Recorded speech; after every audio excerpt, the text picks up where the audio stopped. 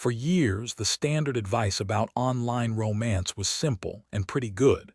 Ask them to video chat.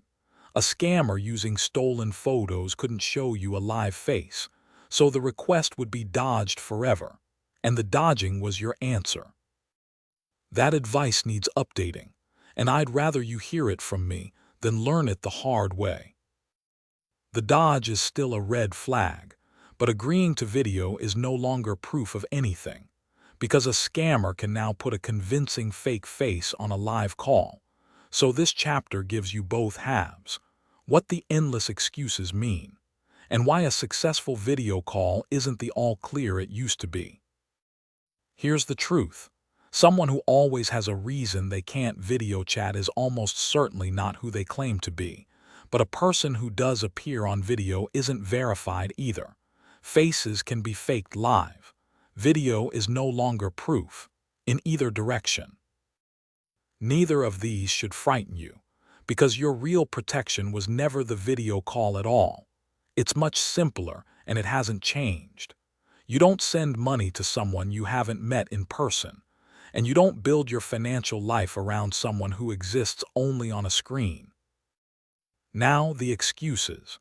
If you've been talking to someone for weeks or months who has never once appeared live, you've probably heard some of these. My camera is broken for 3 months. The internet here is terrible, usually paired with being on an oil rig, a military deployment, a ship, or a remote engineering project. These specific professions come up constantly because they explain both the bad connection and the inability to meet. I'm not comfortable on camera, or I look terrible right now. My job forbids it, security clearance, confidentiality, sensitive work.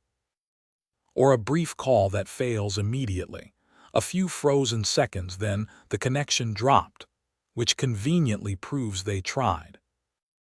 Each excuse is individually plausible. That's the craft. But stack them across months, and a pattern emerges that no real person produces. A relationship where you have never once seen them live. Now here's the update that matters. Live face-swapping tools now let a scammer appear as someone else on camera, blinking, moving, talking naturally. Some operations use them specifically to defeat the just ask for video advice that got so widely shared. So if you do get a video call, treat it as one piece of evidence, not a verdict. It doesn't erase every other warning sign, and it absolutely does not make it safe to send money. Don't let "but we video chatted" become the reason you stop asking questions. So here's what to do. Notice the pattern, not the individual excuse. One rain check is nothing. Months without a live face is everything. Do a reverse image search on their photos. The FBI recommends it specifically. Stolen photos often appear elsewhere online, under different names. Don't treat a video call as verification. It's evidence, not proof.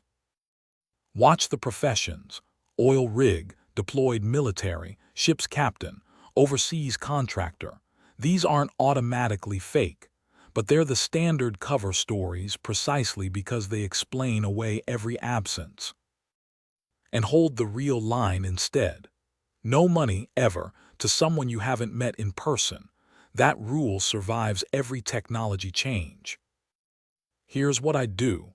I'd stop treating video as the test, and I'd rely on the thing technology can't fake: meeting in person. If months went by, with a stream of reasons why we couldn't see each other live, I'd take the pattern as my answer, no matter how good each individual excuse sounded. And if they did appear on video, I wouldn't let that single moment overturn everything else. I know now that a face on a screen can be manufactured, so it isn't the proof it once was. The question I'd hold onto isn't "have I seen them?" but "have I ever actually met them?" Because that's the one that still means something. And it's the one every one of these relationships eventually fails.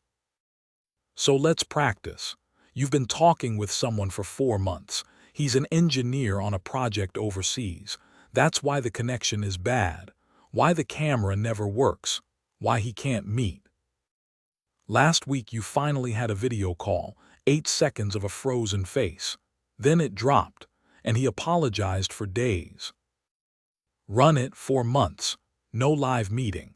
A profession that explains every absence, and one failed call being used as proof of effort. That's the pattern, and the pattern is the answer. You don't need to catch him in a lie or study his face for glitches.